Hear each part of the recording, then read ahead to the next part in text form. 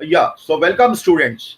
So this is Dr. Mukul Jain. So we are studying our subject income tax law and administration. So we have been studying various topics. Last time we studied the various hierarchy of the income tax authorities, and also we studied about various kinds of penalties which can be imposed by the income tax authorities and what kind of prosecutions can take place.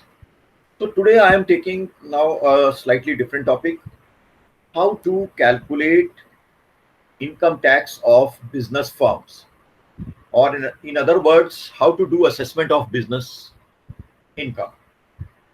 First of all, we must know how to calculate the business income. Now, normally, to go back to have a quick recap of the income tax laws. See, when we calculate income tax, as you know, is calculated under five heads. The first head is income from salaries. The second head is income from business and profession. The third head is income from capital gains. Fourth head is income from property. And the fifth head is income from other sources. So today we are talking about income from business, or you can say profession also. So we must know how to calculate the income from business, and thereafter we will apply the tax rate and then calculate the income tax. Now, as far as business is concerned, it could be any business. It can be small business or large business. Could be a proprietorship firm, a partnership firm, or a company. Everybody will file the tax return under income from business. Or it may be a retail business, it may be a wholesale business, it may be a manufacturing business, or a person may be an agent of an insurance company, a distributor of a mutual fund company, or the person may be a professional like a doctor, like a doctor doing his own private practice, or like a chartered accountant doing his private practice, or like a lawyer doing his private practice. So anybody who is self-employed or in own business will file this return of income from business. Okay, so I think you are able to see this slide on your screens. So business income presentation. Okay, so we'll come back to this slide. Now we must know in business what are the allowable expenses in a business. Number one, if you have a business, you can deduct expenses of rent if you are paying rent for your premises, say a shop or a factory or whatever. So rent is an expense. Rents or any rates you are paying. Rates means anything. You have taken a furniture on rent, you have taken computers on rent. So whatever is the rental rate that you will pay. Repairs. Suppose you have to initiate repairs for the machinery, for your furniture, for your computer systems. So those repairs are also an expense. Insurance, whatever insurance you take on your plant and machinery, on your building, or any taxes, municipal taxes which you have to pay on your buildings and on your property. So long as that property and building should be of the business firm, right? Second, again, we have said that repairs and insurance of plant, machinery, and furniture. Third, depreciation. Now, depreciation is also very important. Depreciation, because any of your assets, whether it is your building, whether it is your plant and machinery, whether it is your furniture, whether it is your other equipments like computers, like softwares, so you can deduct depreciation on them as an expense.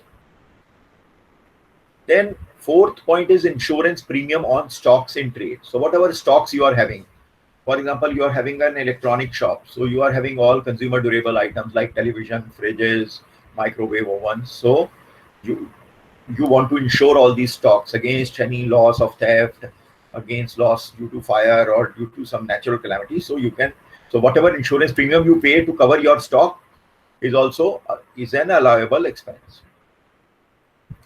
Next is insurance premium paid by, if you are running a milk cooperative society or a dairy, so you can insure your lives of the cattle also. So whatever premium you pay, that can also be allowed.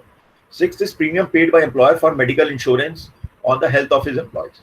So if you have taken a medical insurance or health insurance for your employees, So that premium which you are paying on behalf of your employees can also be treated as a company or a business expense. Similarly, seventh is bonus and commission to employees is also an expense allowed in the business. Eighth is interest on borrowed capital.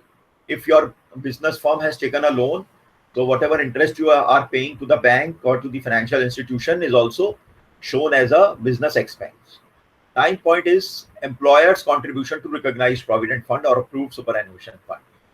See, today the rule is that if a business firm is employing 10 or more than 10 people, then they have to provide the facility of PF and they have to deduct 12% of the basic salary of the employee, and similarly a similar amount has to be contributed by the employer.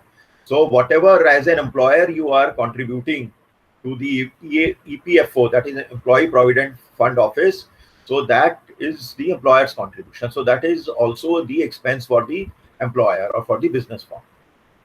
Similarly, 10th point says contribution to approved gratuity fund.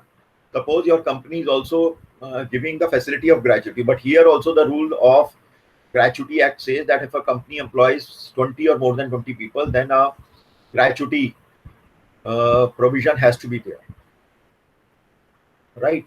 So 11th, employees contribution to provident fund. If the provident fund is unrecognized, then whatever is the employee's contribution, if the employer is giving the employee's contribution also, then that also can be treated as a business expense. Then 13 point, 12 is not important. 13 point is bad debts. So if you have given some goods on credit and if your money has not come back, so you can put it under bad debts. Over a period of time, you have not been able to recover your bad debts. So that is also treated as a business expense. 14 point is family planning expenditure. If your company is spending something on family planning for your employees, so that can also be treated as a business expense. Now, mainly general deductions you have to remember. B point, it should be incurred for the purpose of business and profession. Your expenses should be only for your business. It should not be a personal expense. C point, it should be revenue expenditure and not capital expenditure. What does this mean? It means that you can only take expenses which you have incurred to earn the revenue. You cannot take capital expenditure. Capital expenditure, for example, suppose you have purchased a new machinery. So it is a capital expenditure. If you were to show it as your expenditure, then if every year, let's say you are purchasing certain capital expenditure, then in any year you won't be able to show profit. So therefore, you can only show the revenue expenditure and not capital expenditure. D point says it should not be personal expenditure. E point says it should not be in the nature of penalties for breaking any law. Suppose the income tax authorities have imposed any fine on you or any penalty on you. So if you have paid the penalty and fine, you cannot treat it as an expense. So penalty and fines to any department, any government department are not treated as business expense. Yeah, somebody I think want to ask something. Any question? Okay, well, so F point says that such business or profession should be continued in the current year and expense incurred by the assessee in the previous year. Of course, when we are taking an assessment year, suppose we are taking this assessment year 2021, so definitely we will be taking on the business expense of financial year 1920, which is now our previous year. Any question? No, sir. Sure. Bandana. Clear है? Okay. Expenses कौन कौन से allow करोगे? ये clear हो गया ना, कौन कौन से हमने एक्सपेंसेस अलाउ करने होते हैं बिजनेस का टैक्स निकालने के लिए. बिजनेस के खर्चे हो गए, कोई भी रेंट हो गया, रिपेयर्स कराइए आपने अपने इक्विपमेंट में या अपनी बिल्डिंग में, या बिल्डिंग का आपने इंश्योरेंस दिया है, बिल्डिंग का टैक्स दिया है, या दुकान का टैक्स दिया है कोई भी, तो वो तो दुकान का खर्चा हो गया. बिजनेस मतलब बिजनेस से रिलेटेड जो भी खर्चे हैं वो आप दिखा सकते हो. ठीक है. अब हम देखते हैं what are the disallowable expenses, which expenses are not allowed. Number 1, advertisement expenses in relation to a political party. Suppose you are printing the pamphlets, brochure, या इलेक्शन के टाइम पे आप उनके बैनर छपा रहे हो, नीचे से लिख देते हैं ना सौजन्य से, फर्म का नाम लिख देते हैं, तो वो आप अपने आप से करोगे, वो आप बिजनेस के खर्चे में नहीं डाल सकते। ठीक है। Number 2, building plant and machinery of furniture not use for business. कोई भी बिल्डिंग प्लांट मशीनरी या फर्नीचर जो आपके बिजनेस में यूज नहीं हो रहे, कोई दूसरे का, अपने घर का फर्नीचर का थोड़ी डाल दोगे आप depreciation. Similarly taxes and TDS, जो टैक्सेस आप पे करते हो, it is a duty, it is an obligation of the SIC, so you can not put taxes as your expense, rather taxes are paid after deducting all your expenses. Taxes are paid on the net profit only. Similarly, any remuneration, salary, bonus, commission paid to partners by his partnership firm under section 40B says कि जब तक आपने अपनी partnership deed में mention नहीं किया हुआ कि हम अपने पार्टनर्स जो हैं हम रिम्यूनरेशन ले सकते हैं, सैलरी ले सकते हैं, तब तक आप रिम्यूनरेशन और सैलरी का एक्सपेंस नहीं डाल सकते। अगर आपको लेना है अपनी बिजनेस फर्म से सैलरी ले सकते हो आप, लेकिन उसको आपको अपनी पार्टनरशिप डीड में डालना होगा। Fifth is excessive payment made to specified person, that is a person having holding at least 20% voting power. In any company, if a person is having more than 20% voting power and if excessive payment is given to that person and you are showing it as an expense, so that will not be allowed. Similarly, 6 point says expenses paid in excess in cash in excess of 20,000 rupees, then also it will won't be allowed. अभी government ने black money को रोकने के लिए rule बनाया था कि 20,000 से ऊपर का अगर आप का कैश का ट्रांजैक्शन करते हो, खर्चा करते हो, तो वो पेमेंट आपको चेक से देना पड़ेगा या डिजिटली आपको ट्रांसफर करना पड़ेगा। 20,000 से ज्यादा का सामान अगर आपने खरीदना है अपनी बिजनेस फर्म के लिए, तो उसमें चेक या इलेक्ट्रॉनिक पेमेंट से आपको पेमेंट करना है। अगर आपने इससे ऊपर का खर्चा कैश में दिखाया हुआ है तो वो अलाउ नहीं होगा आपका expense. To discourage cash and to discourage black money in the businesses. Provision of for unapproved gratuity fund, अगर कोई ग्रेचुटी फंड अप्रूव नहीं है गवर्नमेंट से और उसके अंदर एम्प्लॉयर पैसा डाल भी रहा है तो वो खर्चे में अलाउड नहीं होगा। Similarly 7 point is contribution to URPF is unrecognized provident fund and superannuation fund. Similarly, if the provident fund is unrecognized and then the employer is making the contribution, even that won't also be allowed.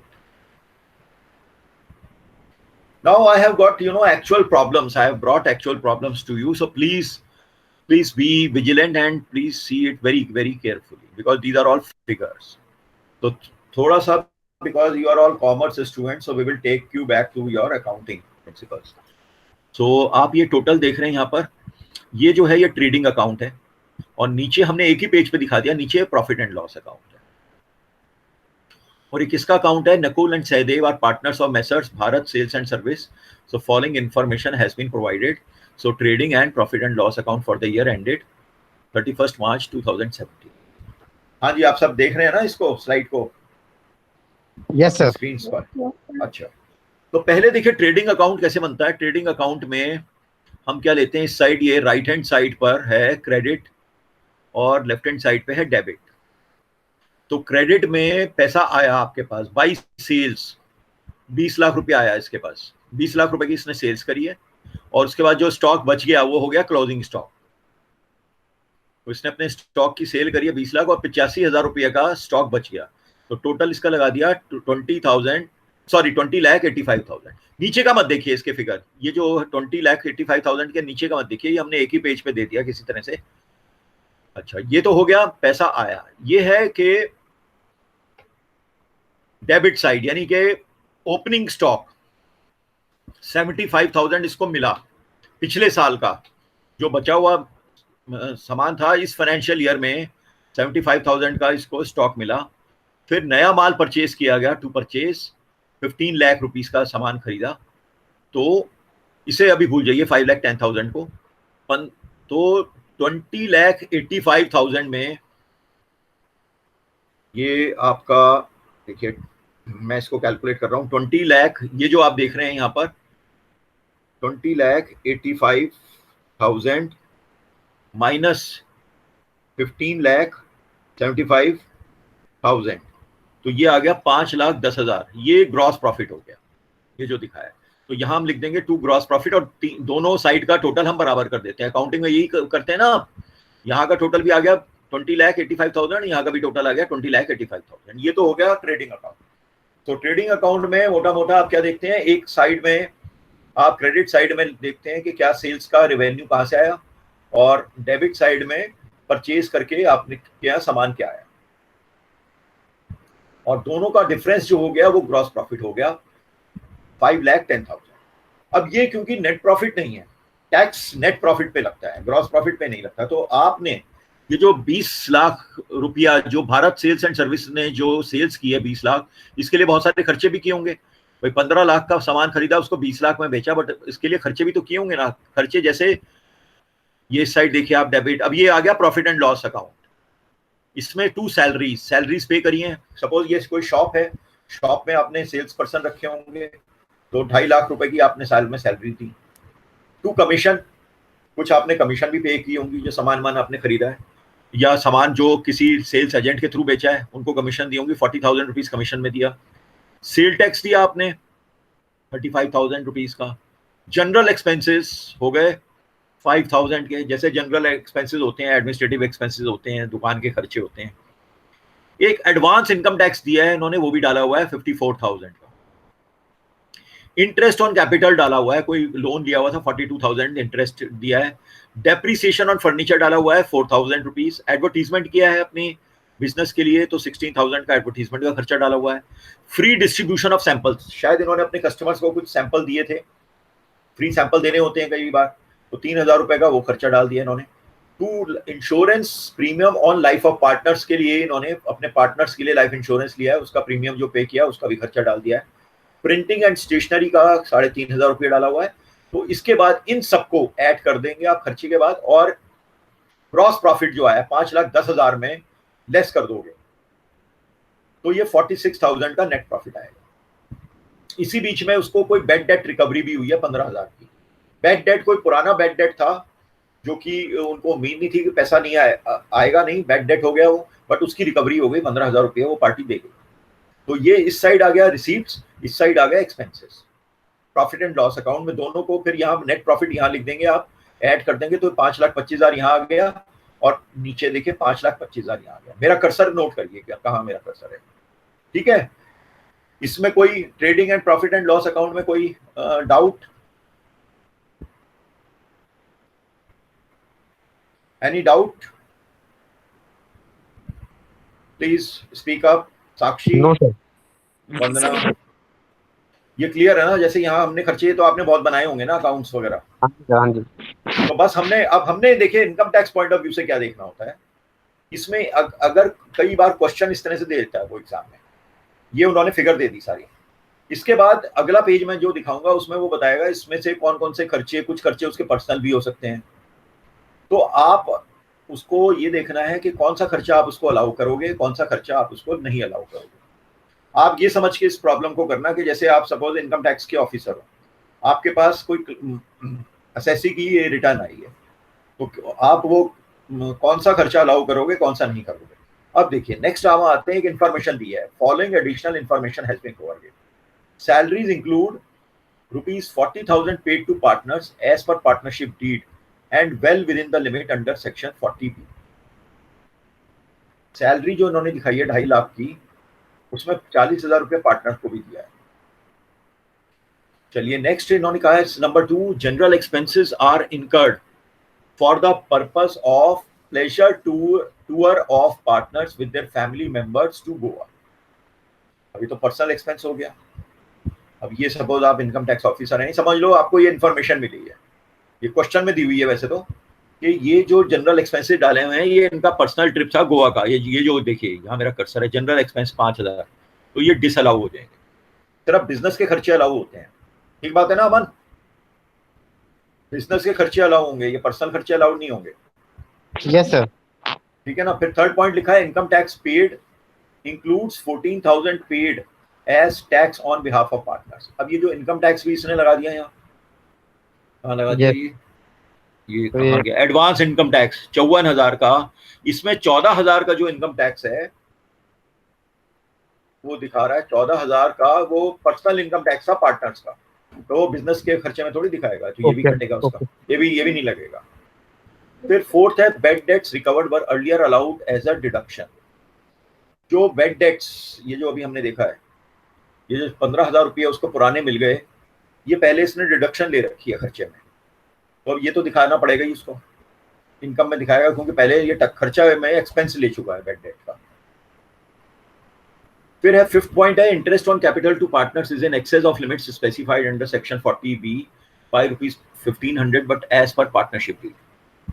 तो ये जो interest दिखाया है इसने, interest on capital 42,000 का, इसमें कोई एक पार्टनरशिप डीड में इन्होंने कोई क्लॉज डाला हुआ है, उसके हिसाब से 1,500 रुपये ज्यादा ले रखा है इसमें, तो ये भी कटेगा उसके उसमें से। तो on the basis of the information given above compute the taxable income. तो अगर ऐसी न्यूमेरिकल भी आ जाती है आपके पास तो आप उसे कर सकते हो। तो आप सोल्यूशन में लिखोगे नेम ऑफ द असेसी मैर्सल Bharat sale and service, assessment year, previous year, status firm है, residential status, resident and ordinary test, मतलब इंडिया के लॉस लगेंगे। अब इस तरह से आपने बताया नेट प्रॉफिट जो इन्होंने दिया है, देखिए यहाँ पर नेट प्रॉफिट दिया था, ये वाला जहाँ मेरा कर्सर है 46,000, तो आपने लिख दिया 46,000। It's allowable expenses, general expenses जो कि गोवा के ट्रिप पे उन्होंने खुद के पर्सनल ट्रिप था, ये 5,000 रुपया ये नहीं लगेगा, तो ये हम सारा ऐड कर देंगे 5,000। इनकम टैक्स जो एडवांस दिया, बल्कि ये सारा ही अलाउड नहीं होगा, वो जो उसने कहा ना इनकम टैक्स तो आपको देना है, हमने रूल में बताया था ना, income tax is a duty of the assessee to pay to the income tax authority. It is given after deducting all the expenses. So income tax is not an expense, it is an obligation. तो ये भी 54,000 रुपया जो उसने खर्चा, ये खर्चा नहीं दिखा सकता है, निकाल दिया। इंटरेस्ट ऑन कैपिटल, अभी पीछे लिखा है इंटरेस्ट ऑन कैपिटल, ये मैंने दिखाया था, उन्होंने ज्यादा लिया हुआ है भाई 1,500 रुपये, तो 1,500 रुपये यहाँ ऐड कर दिया। Insurance premium on life of partner, ये पर्सनल इंश्योरेंस लिया अपनी लाइफ ऑफ पार्टनर पर, तो वो भी अलाउ नहीं होगा, पार्टनरशिप फर्म में ऐसा कोई क्लॉज नहीं था, तो 8,500 रुपया ये इन सबको ऐड किया तो ये हो गया 69,000। तो इनकम टैक्स ऑफिसर समझ लो ये ऐड कर देगा इनकम में, बोले 46,000 ही इनकम नहीं है आपकी, ये भी ऐड हो गए, ये खर्चे अलाउड नहीं होंगे आपके, तो 1,15,000 बिकम्स द इनकम। इसके बाद लेस अलाउएबल एक्सपेंसेस, ऐसे कोई एक्सपेंसेस हैं जो कि अलाउ उसने लगाए नहीं है या अलाउ होने हैं, ऐसा कोई नहीं है, तो निल 1,15,000। लेस इनकम नॉट चार्जेबल, ऐसी कोई इनकम है जो उसने चार्ज नहीं की, जो कि नॉन टैक्सेबल हो, ऐसी कोई इनकम नहीं है, तो नील कर दिया। तो 1,15,000 रुपया becomes the income from business. तो ये हमने लिखा भी है, any payments of salary, bonus, commission और remuneration paid to a working partner if authorised in the partnership deed and such amounts are within the limits shall be allowed as deduction in the computation of income। तो इसलिए जो salary थी, salary allow हो गई है, क्योंकि उन्होंने लिखा ना कि सैलरी ये जो दिए 40,000 रुपए की, this is as per the partnership deed, तो ये अलाउ करिए, ये खर्चे नहीं काटा। 1,15,000 रुपए आप टैक्स लगाओगे। अब फर्म्स के लिए, पार्टनरशिप फर्म के लिए क्या रेट है? फ्लैट रेट 30% है टैक्स का, तो इसका 30%, इसमें स्लैब रेट नहीं चलता, आप याद रखिए, फर्म्स में there is no slab rate. Slab rate is only applicable to individuals and HUFs और एसोसिएशन ऑफ पर्सन्स और body of individuals, but for business firms there is a flat rate, so 1,15,000 into 30%, so 34,000, which comes out to be 34,500 will be the tax which will be paid by this business firm। अब यहाँ बताइए, कोई आपका question हो तो please आप पूछ सकते हैं।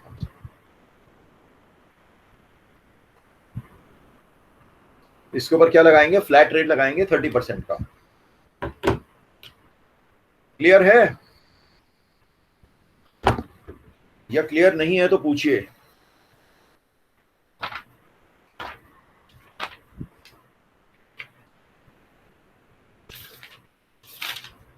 So I am assuming that it is clear to all of you। Last में क्या बताया आपने? लास्ट में मैंने ये बताया कि ये इसकी टैक्सेबल इनकम हो गई 1,15,000 रुपया।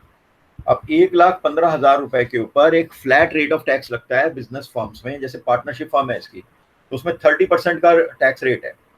yes, तो 30% लग जाएगा। 1,15,000 का 30% आता है आपका मैंने अभी निकाल के बताया था आपको, 46,000 आता है शायद, 1,15,000 इंटू 30%, नहीं 34,500 रुपीज टैक्स आ जाएगा, 34,500 रुपया टैक्स बन जाएगा फ्लैट रेट।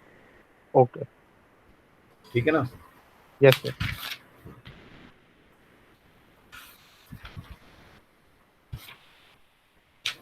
तो ये याद रखना है आपको, ठीक है?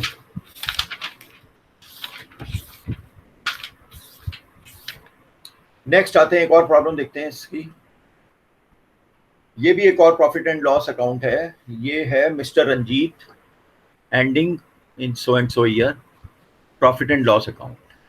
इधर आ गए आपके सारे खर्चे, इधर सीधे ले लिया, ग्रॉस प्रॉफिट हो गया 2.5 लाख का। इसमें सारे रिवेन्यूज आ गए इस साइड, जहाँ मेरा कर्सर है, right hand side, and left hand side में सारे खर्चे आ जाएंगे। तो जो रिवेन्यूज, एक तो बिजनेस से ग्रॉस प्रॉफिट हुआ उसको 2,50,000 का, बैड डेट्स रिकवर्ड 10,000, कोई पुराने बैड डेट्स थे जो कि पैसा वसूल नहीं हो रहा था, तो ये आ गया उसका पैसा 10,000। डिविडेंड आया है 3,000 रुपये का बिजनेस फर्म के पास। एक हाउस प्रॉपर्टी का रेंट आया है 9,000 का। कमीशन से पैसा आया 10,000। ब्रोकरेज से पैसा आया 10,000। Sundry receive, sundry means miscellaneous कोई रिसीव्स हुई है 5,000 की। By share of income from HUF, HUF का कोई पार्ट हो गए, ये मिस्टर रंजीत जिनकी फर्म है, तो इनको HUF से पैसा आया 3,000 रुपया। ठीक है जी, ये हो गए रिवेन्यूज।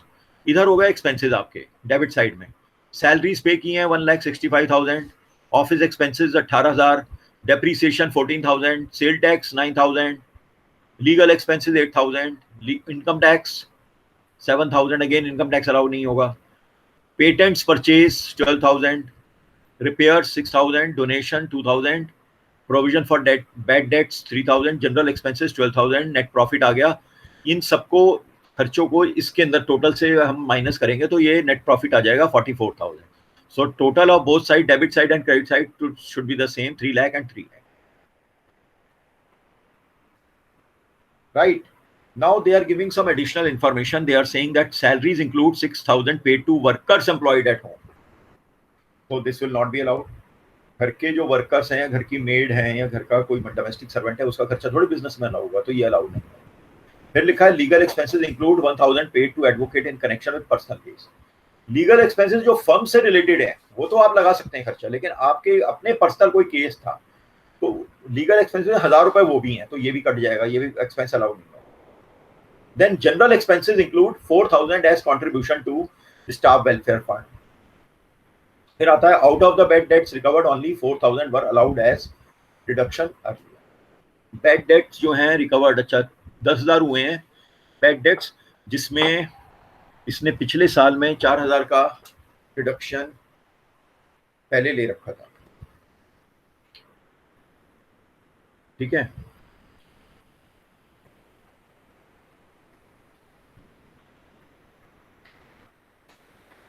तो अब इसमें देखते हैं कि क्या इसको अलाउ होगा। अब आप इसका अगर प्रॉफिट एंड लॉस बनाएंगे तो देखिए जरा इसको, एक मिनट।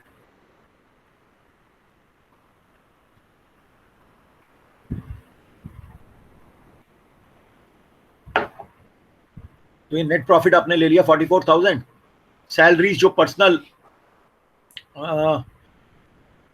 सर्वेंट्स थे घर पे 6,000 रुपया उसका निकल गया। पर्सनल लीगल एक्सपेंसेस का 1,000 रुपया निकल गया। इनकम टैक्स जो पे किया है उसने, income tax is not an expense, पहले भी बताया, 7,000 उसका निकल गया। पेटेंट्स परचेज, ये इन्होंने एक जगह एक्चुअली थोड़ा सा कट गया बीच में कि पेटेंट्स परचेज का अलाउड नहीं है इनको, तो ये भी कट गया। डोनेशन जो इसने दी है, डोनेशन दिया था इसने, डोनेशन 2,000 की दी है। डोनेशन देखिए, अगर सेक्शन 80G के अंतर्गत आपने ऐसी संस्था को डोनेशन दी है तो वो तो देखिए डिडक्शन में आ जाती है, लेकिन आप वैसे किसी को डोनेशन देते हैं तो वो डोनेशन नहीं आती, तो 2,000 रुपया इसका ये भी अलाउड नहीं है। प्रोविजन फॉर बैड डेट्स, इसने बैड डेट्स रिकवर्ड हुए इसके 10,000 के,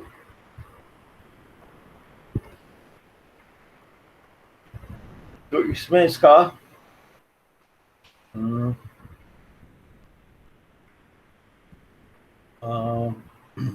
out of the bad debts recovered only 4,000 were allowed as deduction earlier. तो इसमें 4,000 इसने डिडक्शन ले लिया था पहले, तो बचे 6,000। तो 6,000 में से 50% प्रोविजन फॉर, अच्छा हाँ, जितना बेड डेट होता है उसका 50% प्रोविजन ले लेते हैं। तो प्रोविजन लेकर के ये 3,000 रुपीज का खर्चा इसका अलाउड नहीं हुआ। तो ये टोटल 31,000 ये ऐड हो जाएगा उसकी इनकम में, तो ये आ गया 75,000। तो बाकी और कुछ है नहीं, तो इनकम नॉट चार्जेबल। हाँ, इसकी इनकम ये चार्जेबल नहीं होगी। बेड डेट्स रिकवर्ड, ये हाथ से देखिए यहाँ ले लिया, 6,000 रुपया जो बेड डेट्स रिकवर हुए हैं उसके, वो पिछले सालों के हुए हैं, उसके अंदर 6,000 रुपया पिछले सालों का था। तो इस साल की इनकम में वो नहीं दिखाएगा, तो 6,000 रुपया निकाल दिया। Dividend are not taxable, dividend की इनकम नहीं लगाई उसकी। रेंट फ्रॉम हाउस प्रॉपर्टी है, हाउस प्रॉपर्टी के हेड में जाएगा, तो ये 9,000 बिजनेस इनकम में नहीं लगाया। Shares of income from HUF, ये भी एक, ये वैसे भी टैक्स फ्री होता है share of income from HUF, तो इसका भी टैक्स नहीं लगाया। तो ऐसा नहीं है कि हम खर्चे ही ऐड कर रहे हैं, उसकी जो इनकम नॉन टैक्सेबल है या यहाँ पर उस टैक्स नहीं लगता है, बिजनेस इनकम में नहीं शामिल होती, तो उसको हमने निकाल दिया। तो 21,000 रुपया हमने 75,000 में से निकाल दिया, तो उसकी टैक्सेबल इनकम आ गई 54,000। तो 54,000 के ऊपर आप टैक्स लगाएंगे। 54,000 पे आप 30% टैक्स लगाएंगे, तो 54,000 इंटू 30%, तो इसका टैक्स बन जाएगा 16,200।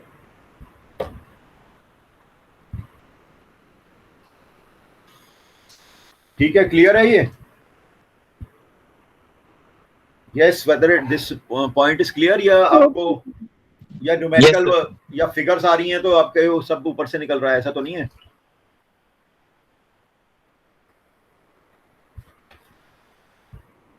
चलिए, तो हम प्रिज्यूम कर रहे हैं कि आ रहा है समझ में। मेरा कर्सर भी उनके ऊपर, जहां जहां मैं फिगर पढ़ रहा हूँ उसके ऊपर है।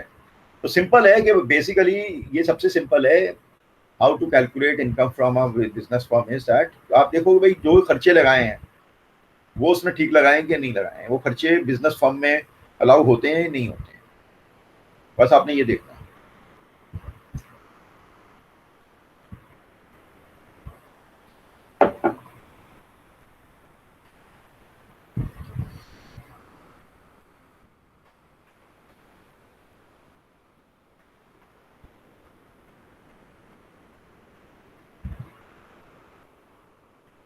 चलिए एक और देख लेते हैं।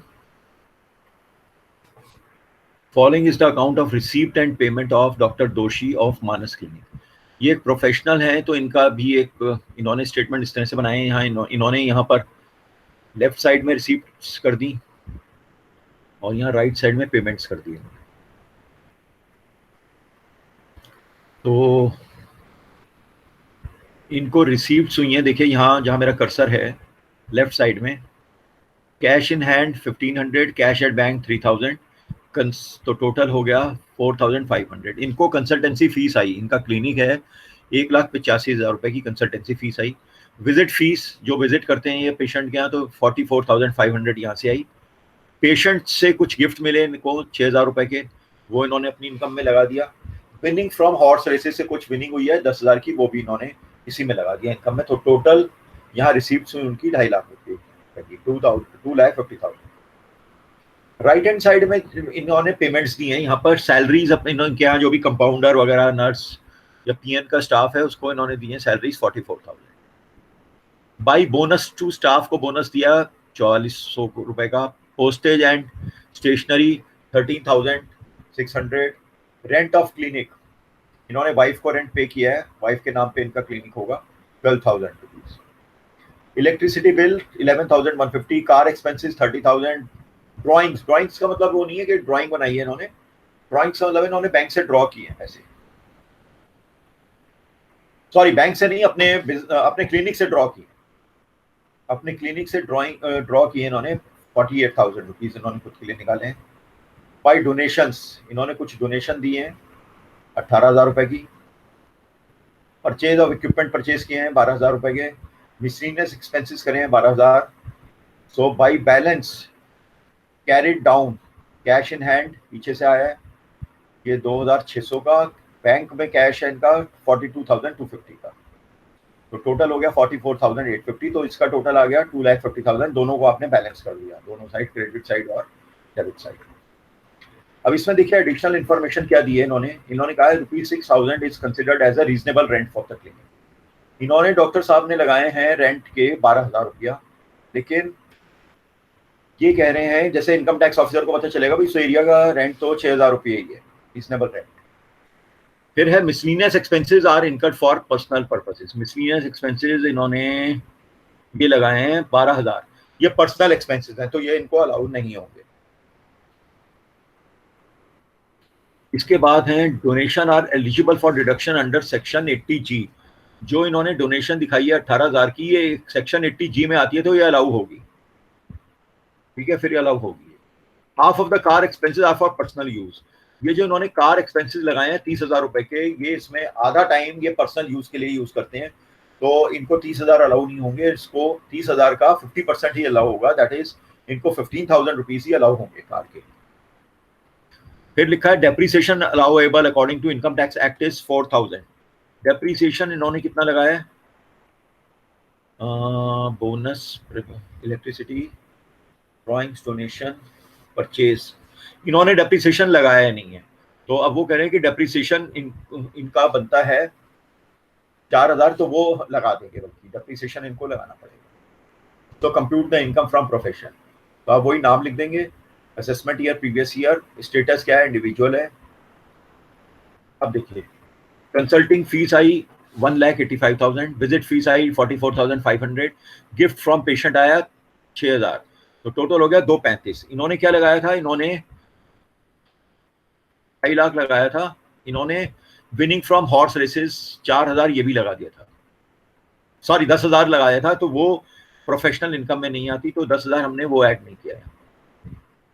अब ये है less allowable expenses. Salaries allow हो गई, बोनस टू स्टाफ अलाउ हो गया, प्रिंटिंग एंड स्टेशनरी अलाउ हो गया, rent of clinic 6,000 he allow किया, 12,000 की हो जाए, इलेक्ट्रिसिटी अलाउ हो गया, कार एक्सपेंस आधे कर दिए, 30,000 into half is equal to 15,000 ही अलाउ हुए हैं। डेप्रीसिएशन इन्होंने लिया नहीं था, बल्कि डेप्रीसिएशन यहाँ डेप्रीसिएशन लिया नहीं था, तो डेप्रीसिएशन और अलाउ हो गया। ये हो गया 98,150, ये लेस कर दिया तो इनकम फ्रॉम प्रोफेशन आ गई 1,37,350 रुपया। ये देखिए 1,37,350। अब इसको आप देखें तो हमने क्या अलाउ नहीं किया है इसमें, डेप्रीसिएशन अलाउ किया, car expense, electricity, rent, printing, stationery, bonus and salaries. Rent of clinic आधा कर दिया, इलेक्ट्रिसिटी एक्सपेंसेस अलाउ हो गया, इलेक्ट्रिसिटी अलाउ हो गया, कार एक्सपेंसेस आधे कर दिया, ड्राइंग्स यानी ये जो अपनी बिजनेस फर्म से खुद पैसा निकाला है ये अलाउ नहीं हुआ 48,000 रुपया, क्योंकि ये कोई बिजनेस का खर्चा नहीं है, तो उन्होंने अपने खर्चे के लिए पैसे निकाले हैं फर्म में, तो ये बिजनेस का खर्चा नहीं है। डोनेशन जो है इन्होंने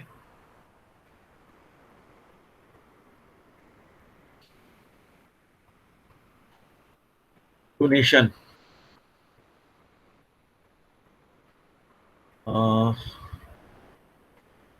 डोनेशन अलाउ होना था वो, अच्छा इसके अंदर डोनेशन अगर सेक्शन 80G में है तो अलाउ होगा, अदरवाइज नहीं होगा।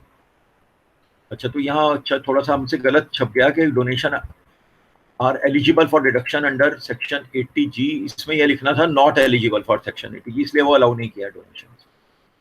परचेज ऑफ इक्विपमेंट भी अलाउ नहीं हुआ है, क्योंकि ये कैपिटल एक्सपेंडिचर है। सबसे शुरू में बताया था ना 12,000 रुपया परचेज ऑफ इक्विपमेंट एक कैपिटल एक्सपेंडिचर हो गया। यहाँ purchase of raw material, purchase of consumables वो अलाउड होगा। मिसलिनियस एक्सपेंसेस भी उन्होंने कहा पर्सनल एक्सपेंसेस है तो 12,000 रुपया ये भी अलाउड नहीं हुआ।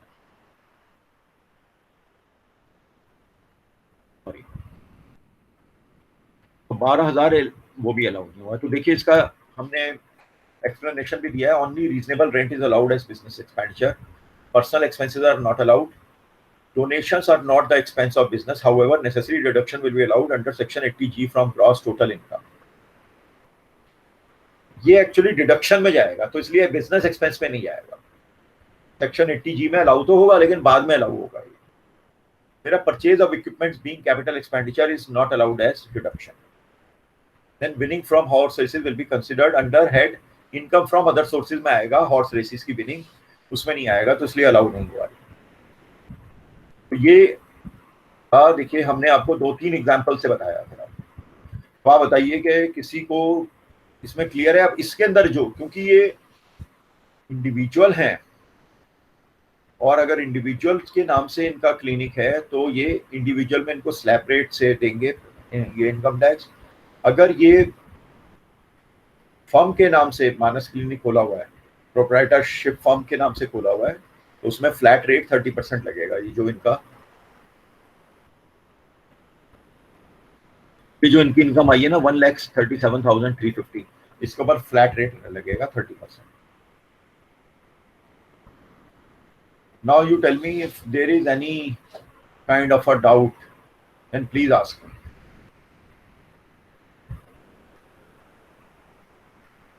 Any doubt please? Yes or no तो बोल दीजिए।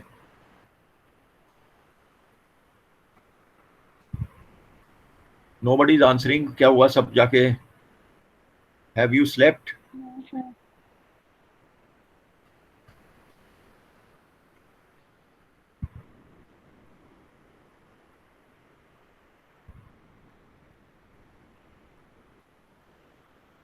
Okay. तो आई थिंक ये आपको समझ में आया होगा।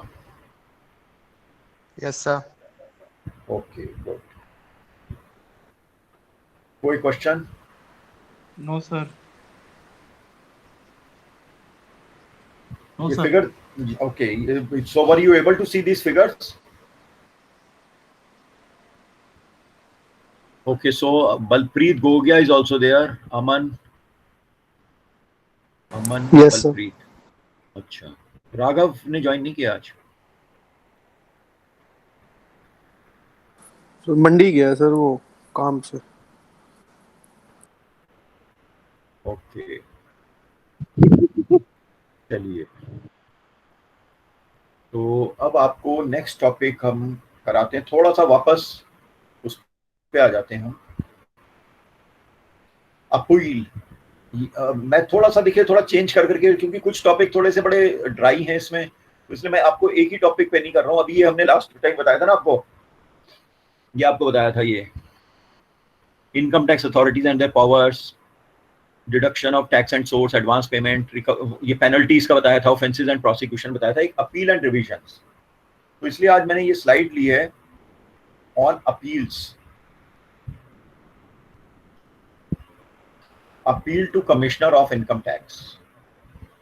अपील, फॉर एग्जांपल आपके खिलाफ कोई पेनल्टी लगाई है इनकम टैक्स डिपार्टमेंट ने, या टैक्स ज़्यादा बना दिया है, या कुछ खर्चे आपके डिसअलाउ कर दिए हैं, etcetera etcetera. So in that case one can even appeal to the Commissioner of Income Tax.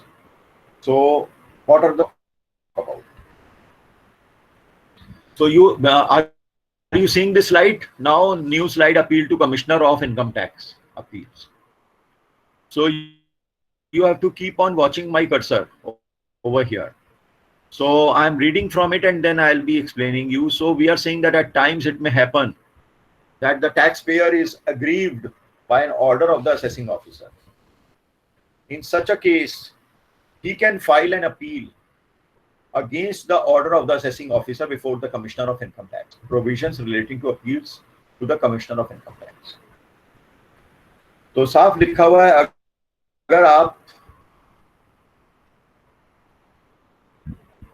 अगर आप पीड़ित हैं किसी भी ऐसे ऑर्डर से जो कि असेसिंग ऑफिसर ने आपके खिलाफ लिया है, तो अगर आप समझते हैं कि आपको विक्टिमाइज्ड किया गया है, आपकी तरफ ज्यादती की है, ज्यादा टैक्स लगा के या फाइन लगा के या पेनल्टी लगा के, तो आप उसकी appeal commissioner of income tax को कर सकते हैं। तो अपीलेबल ऑर्डर एक वर्ड होता है, अपीलेबल ऑर्डर किसको बोलते हैं? Commissioner of income tax appeals. तो अपील के अलग कमिश्नर्स बने हुए हैं। Is the first appellate authority, मतलब पहली, अपीलेट का मतलब पहली अपील करने वाली अथॉरिटी, पहली commissioner of income tax appeals है। सेक्शन 246A स्पेसिफाई the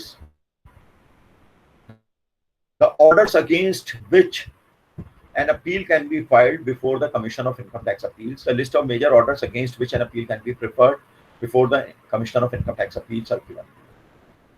नीचे जो बुलेट पॉइंट्स में दिए हुए हैं ये आपको वो सारे ऑर्डर्स दिए हुए हैं जिन आप अपील कर सकते हैं. जैसे नंबर पहला है assist under income tax act. Tax payer के खिलाफ एक ऐसा ऑर्डर पास कर दिया गया है जबकि टैक्स पेयर ये इस बात से इनकार करता है कि उसकी उतनी लायबिलिटी है. तो डेफिनेटली एक न्याय है हमारे देश में, ऐसा नहीं है कि इनजस्टिस ही होगी. तो उसके खिलाफ अपील कर सकता है टैक्स पेयर.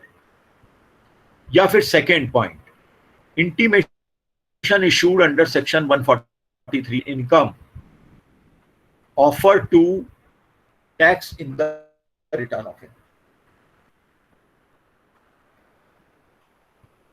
आपने कोई एडजस्टमेंट करे थे अपनी इनकम में और उसके अंतर्गत कोई इंटीमेशन आई है आपके पास इनकम टैक्स डिपार्टमेंट से कि भाई आपके एडजस्टमेंट जो आपने किए हैं इनकम में, एडजस्टमेंट का मतलब है कोई आपने खर्चे अनाप शराब गलत डाल दिए या आपने कोई इनकम अपनी छुपाई है, तो इस तरह की कोई इंटीमेशन आई है आपके पास इनकम टैक्स से कि भाई आप एक्सप्लेन करो आपके ये खर्चे कैसे हो गए, हम तो समझते हैं आपके ये बिल नकली हैं. ये भी हो जाता है, ये नकली बिल डाल दिए या कुछ इनकम छुपाई है उसने.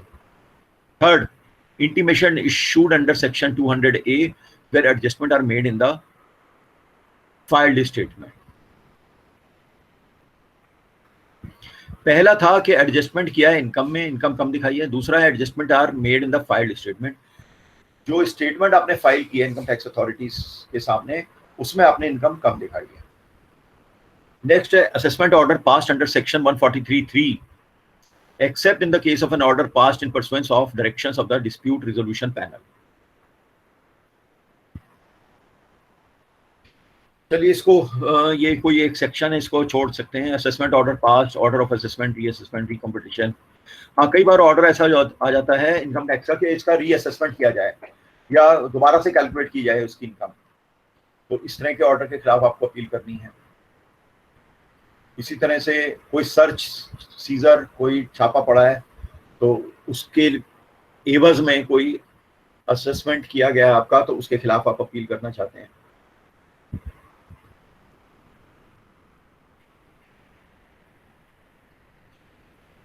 तो आप मोटा मोटा समझ गए होंगे कि किसके खिलाफ आप अपील कर सकते हैं.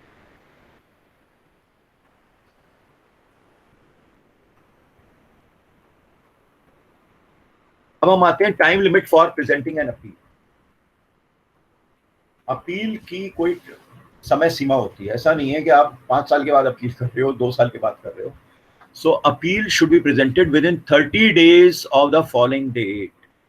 30 दिन के अंदर अपील करनी चाहिए. किसके 30 दिन के अंदर? Where the appeal relates to any assessment और penalty, the date of service of notice of demand is relating to the assessment और पेनल्टी.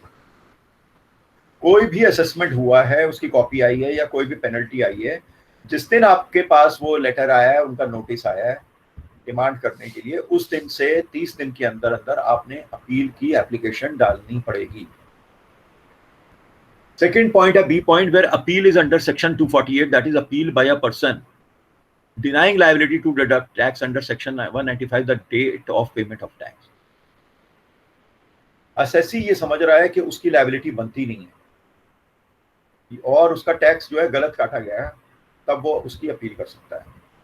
सी पॉइंट क्या कहता है? In any other case the date on which intimation of the order sought to be appealed against is served. ये पहले भी आया था, जिस दिन आपको इंटीमेशन ऑफ द जो ऑर्डर आया है इनकम टैक्स अथॉरिटी का, उस दिन जिस दिन वो आपको मिला है, जिस दिन वहां से इशू हुआ है, उस दिन से 30 दिन के अंदर अंदर आपको उसकी अपील फाइल करनी है. नेक्स्ट लिख रहे हैं हम, the commissioner of income tax appeals may admit belated application on sufficient cost being shown, application for condonation of delay in filing the appeal given the reasons for the delay along with the necessary evidences should be filed with form number 35. The Commissioner of Income Tax Appeals can condone the delay in filing the appeal if genuine reasons exist for delay. अगर वो delay उसने अपनी appeal file की है, तो उसको एक और एप्लीकेशन डालनी पड़ेगी कि भाई मेरी जो डिले है उसको उसका कॉन्डोनेशन किया जाए, और एसएससी को रीजन देना पड़ेगा डिले क्यों हुई है। तो वो जेन्युइन रीजन होना चाहिए। अगर वो जेन्युइन रीजन लगता है इनकम टैक्स अथॉरिटीज को, so then in that case they can give extension beyond the 30-day period. I hope this is clear to you people.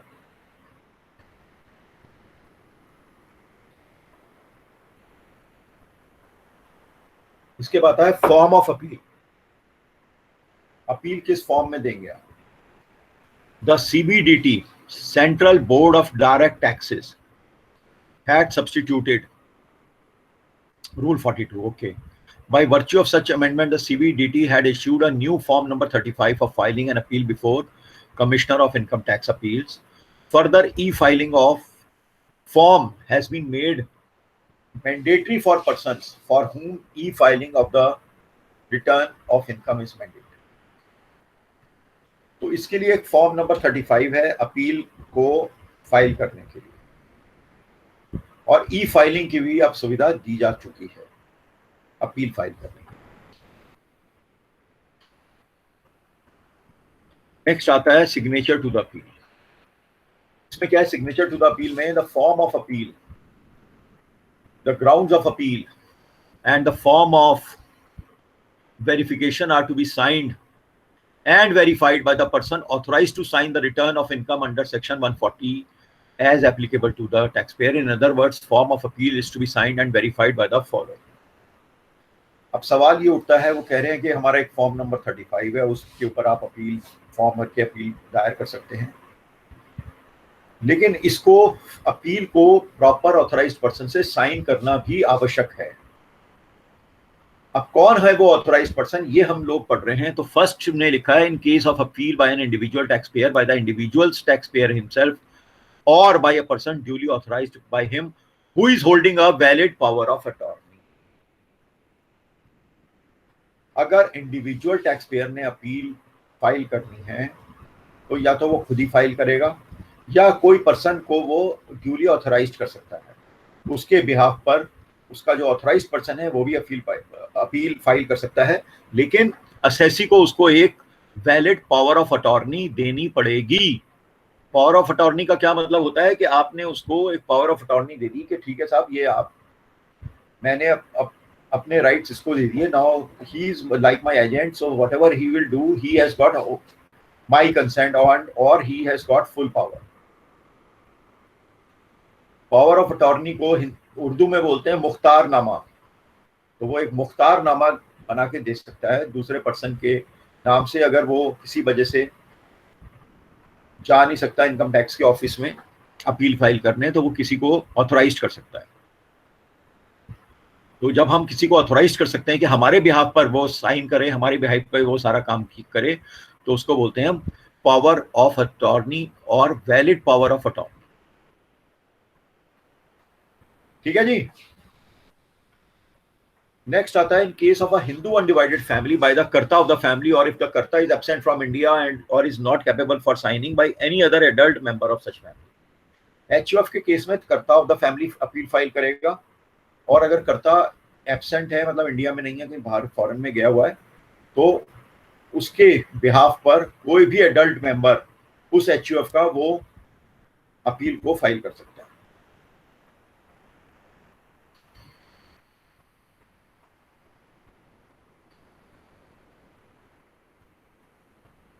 अगर कंपनी है, in case of company appeal file करेगा managing director. अगर managing director नहीं है तो कोई भी director of the company can file the appeal. Fourth point says that in the case of foreign company by a person who holds a valid power of attorney from such company. अगर foreign company और India में appeal file करना चाहती है तो जो भी India में उसका एम्प्लॉई होगा उसको पावर ऑफ अटॉर्नी वो कंपनी दे देगी, तो वो उसके बिहाफ पर अपील फाइल कर सकता है income tax commissioner of income tax को। Fifth point says in the case of a firm by the managing partner or if managing partner is not available, then or where there is no managing partner by any other partner. Firm के case में तो partners होते हैं, तो managing partner appeal file करेगा। अगर managing partner नहीं है तो कोई भी पार्टनर फाइल कर सकता है।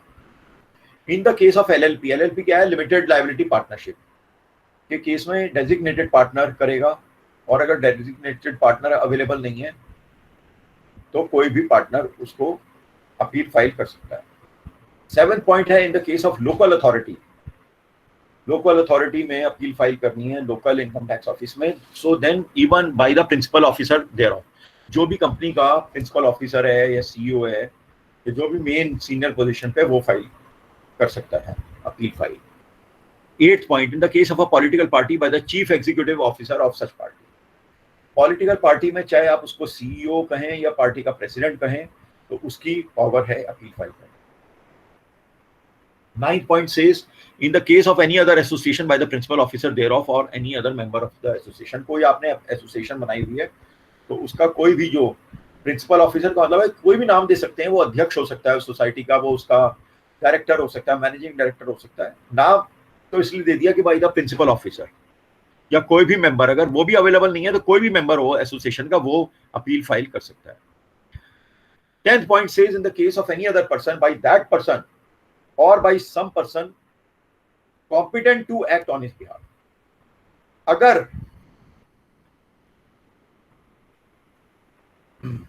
अगर कोई इंडिविजुअल ही है, अगर तो इंडिविजुअल ही अपनी अपील फाइल करेगा, या वो इंडिविजुअल भी किसी दूसरे को पावर ऑफ अटॉर्नी दे सकता है कि भाई मेरे बिहाफ पर आप एक्ट करो, मेरे बिहाफ पे आप अपील वगैरह फाइल कर दो। क्लियर है अभी तक?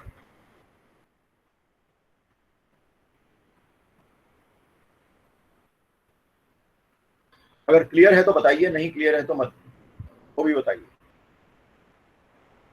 क्लियर है सर। क्लियर है ना? ठीक है। ये कौन, वो उसकी आवाज लग रही है मेरे को, राघव की। राघव भी ज्वाइन कर लिया क्या?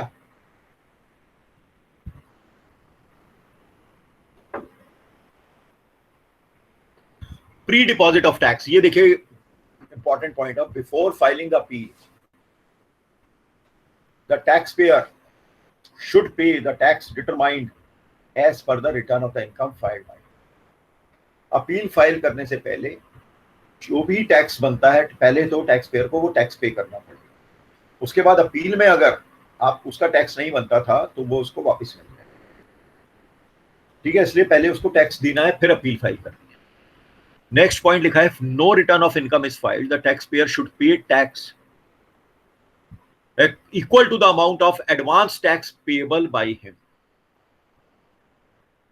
However, on application made by the taxpayer, the Commissioner of Income Tax Appeal may exempt the taxpayer from payment of tax before filing the appeal.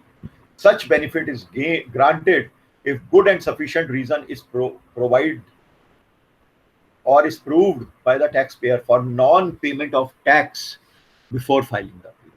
अगर अपील से पहले वो टैक्स नहीं पे करना चाहता या नहीं कर सकता तो उसका रीजन दे, क्या रीजन क्या है। उसके बाद उसको परमिशन लेनी पड़ेगी कमिश्नर ऑफ इनकम टैक्स से। अगर commissioner of income tax appeal allow कर देता है कि हाँ भाई बिना टैक्स पे किए ही हम अपील की एप्लीकेशन को एक्सेप्ट कर लेंगे, तो ये पॉसिबल है। अदरवाइज ये पॉसिबल नहीं है, तो मतलब पहले टैक्स जमा कराना पड़ेगा, फिर आप अपील कर सकते हैं। लेकिन इन special circumstances, yes, if the person expresses his real reason, then he may be exempted from paying the income tax. कौन कौन से डॉक्यूमेंट सबमिट करने पड़ते हैं अपील में? Number 1 is form number 35, including statement of facts and grounds of appeal in duplicate. However, e-filing has been made mandatory for persons for whom e-filing of return is mandatory. 2016 के बाद बहुत सारी firms के लिए ई filing compulsory हो गई है, तो अगर वो ई फाइलिंग कंपलसरी उसमें कर रहे हैं तो फॉर्म नंबर 35 भी का भी ई फॉर्म वो भर सकते हैं. फिर सेकंड है one certified copy of order appealed against.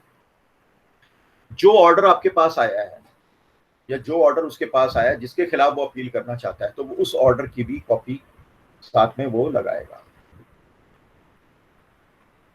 ठीक है, सॉरी, ओ ये क्या हो गया.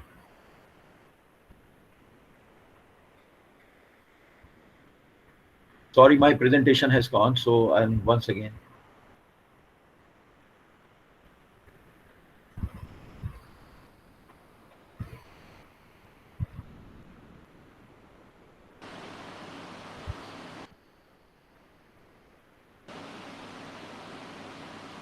Yeah, sorry, my presentation had gone. You can see it once again on your screens. Yeah. So one certified copy of order appealed against. Then next is notice of demand in original. जो भी उसके पास demand की copy आई है उसको original भी लगाना है उसको साथ में. Then copy of challans of fees, the details of the challan. जो इनकम टैक्स में जो फीस भरी जाती है उसका एक चलान मिलता है, उसकी कॉपी लगानी है. Serial number, amount of fees जो भी है वो लगानी है साथ में. तब तो अपील के साथ ये चीजें जाएंगी. फीस क्या है अपील की? इसके अंदर भी क्या है कि where assessed income, that is total income as determined by the assessing officer, is less than और equal to 1 lakh. Where assessed income अगर 1 लाख या 1 लाख से कम की इनकम उसने असेस की है और 1 लाख मतलब 1 लाख का डिस्प्यूट है, अप टू 1 लाख का डिस्प्यूट है, तो 250 रुपए की फीस लगेगी अपील की. अगर 1 लाख से 2 लाख रुपए तक के बीच का कंट्रोवर्सी है तो 500 रुपए की फीस लगेगी. अगर 2 लाख से ज्यादा का डिस्प्यूट है तो 1000 रुपीज की फीस है. Where subject matter of appeal relates to any other matter, then fees is 250. ऊपर तो था कि पैसों से रिलेटेड, टैक्स से रिलेटेड अपील करना चाहते हो, टैक्स ज्यादा लगाया हुआ. नीचे क्या है? टैक्स अमाउंट का सवाल नहीं है, कुछ और चीज है, कोई पेनल्टी का मैटर है, कोई और मैटर है अदर देन द अबव. तो फ्लैट रेट 250 रुपए की फीस है अपील की. प्रोसीजर क्या है अपील का? प्रोसीजर ऑफ अपील का ये है कि after the receipt of form number 35 the commissioner of income tax appeals will fix the date and place of hearing the appeal.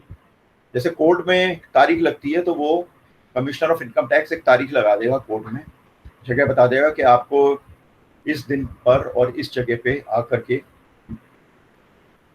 आपकी सुनवाई होगी. सेकेंड है the date and place will be communicated to the tax payer and to the assessing officer against whose order appeal is preferred. The communication will be made by issuing a notice to the both the parties. The Commissioner of Income Tax Appeals जो है वो जिस officer ने extra tax लगाया था, जिसके खिलाफ हमने अपील की है, उसको भी बुलाएगा, उसको भी ये नोटिस भेजेगा, और जो पार्टी है जिसके खिलाफ ऑर्डर आया उसको भी, दोनों को आना पड़ेगा, दोनों को ये नोटिस भेजा जाएगा. Third bullet point, in the appeal proceeding the tax payer और the assessing officer can either appear personally और can appear through an authorised representative. तो चाहे असेसिंग ऑफिसर या टैक्स पेयर चाहे तो पर्सनली भी जा सकते हैं या कोई भी अपना ऑथराइज्ड रिप्रेजेंटेटिव भेज सकते हैं. वो ऑथराइज्ड रिप्रेजेंटेटिव हो सकता है उनका एडवोकेट हो, वो ऑथराइज्ड रिप्रेजेंटेटिव हो सकता है कोई और बिजनेस फर्म से कोई और बंदा भी हो, उसको लेटर दे देंगे भाई ये हमारा फर्म का authorised representative. Then next is the Commissioner of Income Tax Appeal would hear the appeal and may adjourn the appeal from time to time. तो वो दोनों पक्षों को सुनेगा और एडजर्न भी कर सकता है, मतलब पोस्टपोन भी कर सकता है, जैसे कि कोर्ट में होता है जिसके अंदर आपकी तारीख पे तारीख लग जाती है. तो हो सकता है इसमें भी वो फ्रॉम टाइम टू टाइम वो डेट लगा दे कि भाई नेक्स्ट हियरिंग पे आना. नेक्स्ट है before passing the order the commissioner of income tax appeal may take such further inquiry as he thinks fit और may direct the assessing officer to make further inquiry and report the results. अपना order pass करने से पहले commissioner जो है वो further inquiry भी करवा सकता है अगर वो जरूरी समझता है तो, और असेसिंग ऑफिसर को भी बोल सकता है कि भाई फर्दर इंक्वायरी करो और उसके रिजल्ट मेरे पास पेश करो.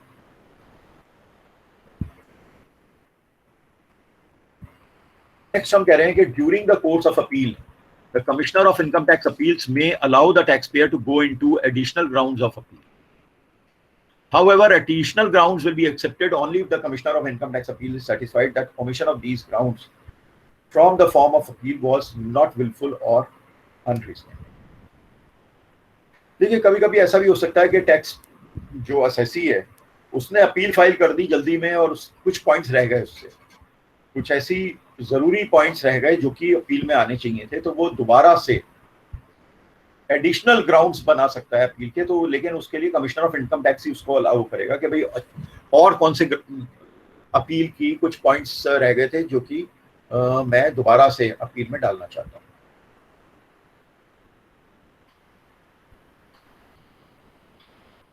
एडिशनल ग्राउंड या एविडेंसेस क्या हो सकते हैं? देखिए, फाइलिंग ऑफ एडिशनल एविडेंसेस हो सकते हैं that during the appeal proceeding before the commissioner of income tax appeals the tax payer is permitted to produce only those evidences whether oral or documentary which were produced by him before the assessing officer. In other words, the Commissioner of Income Tax Appeals will not permit the taxpayer to produce any additional evidences which were not produced by him before the assessing officer. However, in following circumstances, the additional evidence will be accepted by the Commissioner of Income Tax Appeals.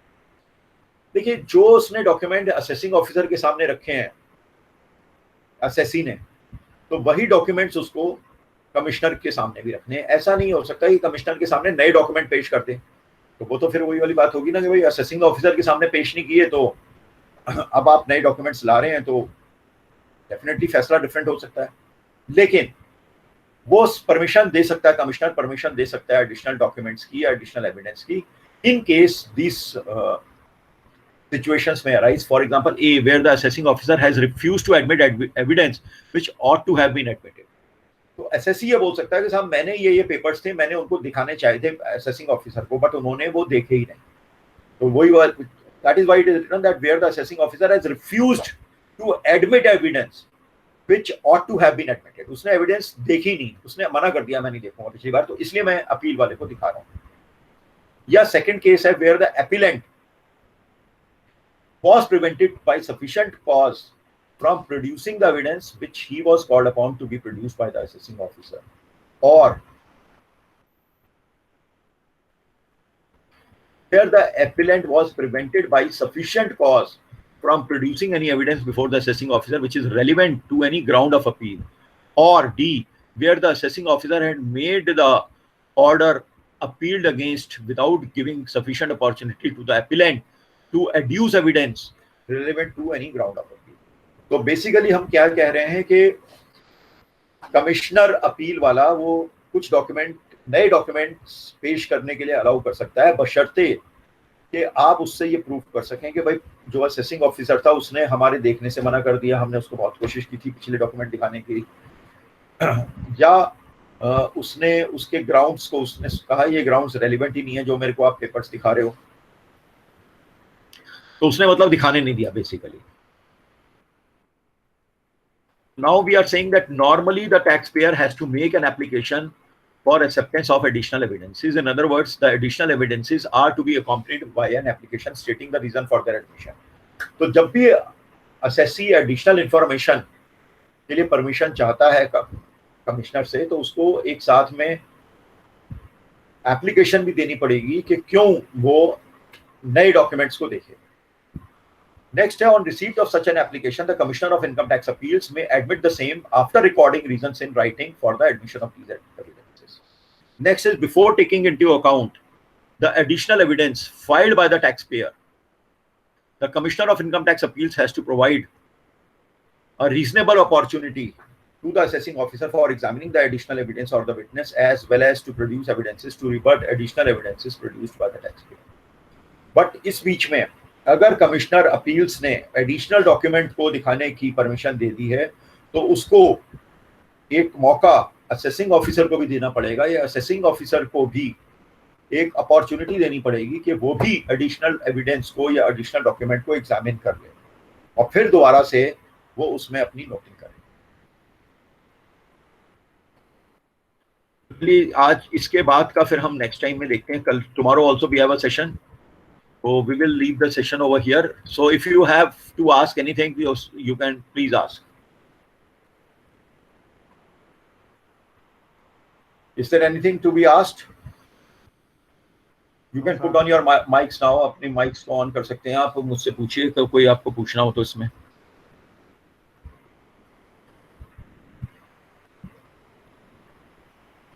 Okay.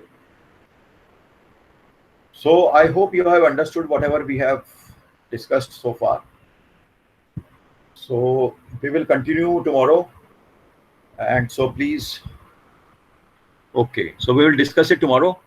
So whatever is there, you can ask, and मैं कुछ और presentation आपको भेजूंगा अभी मेरे को time मिलेगा तो please go through them. मैंने आपको पहले presentation भेजी है ना, आपको मिली है कुछ presentation, मुझे लग रहा है मैंने भेजी है आपको.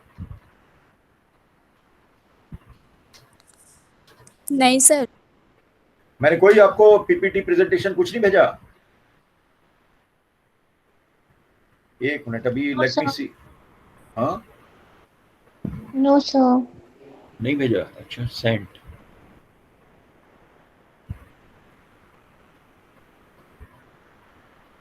भेजी है ना मैंने आपको लास्ट वीक भेजी है आपको 5 प्रेजेंटेशन भेजी है ऑन अप्रैल 6